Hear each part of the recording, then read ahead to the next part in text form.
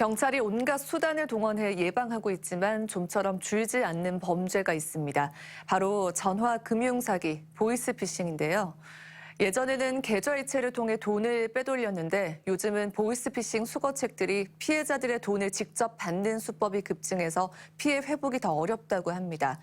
보이스피싱 현금 수거책을 잡기 위해 경찰이 택시업계와 손을 잡았습니다. 김은혜 기자입니다.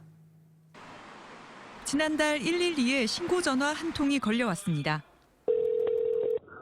예, 긴급신고 112입니다. 내가 봤을 때 보이스피싱 수거책일 확률이 95% 이상입니다. 검은색 추리닝 차림에 지금 빨리 가가지고 잡아 있어. 지금 동대구역 앞에 내려줬거든. 역 안으로 들어갔거든요, 지금.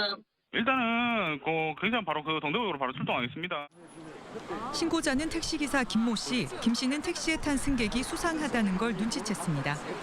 이게 무슨 비즈니스할 그런 분위기가 아닌데 고객님 만나러 간다 하길래 이제 이상한데 생각을 했죠.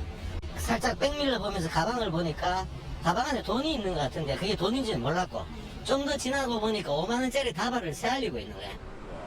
현금 수거책에 관한 특징을 경찰을 통해 들었고 이전에도 수상한 승객이 보이스피싱 현금 수거책으로 잡혔던 기억이 있어 눈여겨볼 수 있었습니다.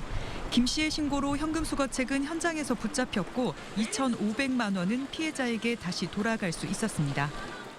경찰청에 따르면 전화금융사기 피해 건수는 지난 2월 1,750건에서 4월 2,497건으로 늘었고 피해 금액도 400억 원에서 606억 원으로 늘었습니다. 최근에는 송금을 받는 방식이 아니라 현금 수거책이 피해자의 돈을 직접 받아내는 대면 편취 수법이 늘고 있습니다. 지연이체 등으로 거래를 중지할 수도 없고 일단 돈을 주고 나면 피해 회복이 쉽지 않습니다.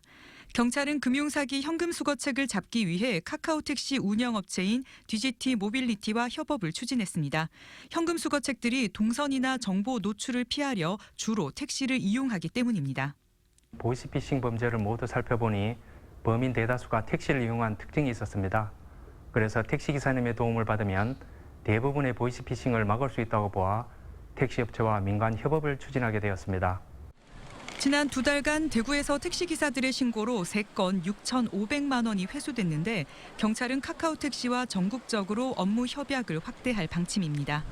최근 저금리 대환대출이나 소상공인 지원 같은 코로나19와 관련한 지원금 신청 등을 미끼로 한 문자 메시지가 극성을 부리고 있는 상황. 경찰과 금융당국은 수사기관이나 금융기관이 전화로 현금을 요구하는 경우가 없다며 시민들의 주의도 당부하고 있습니다. MBC 뉴스 김은혜입니다.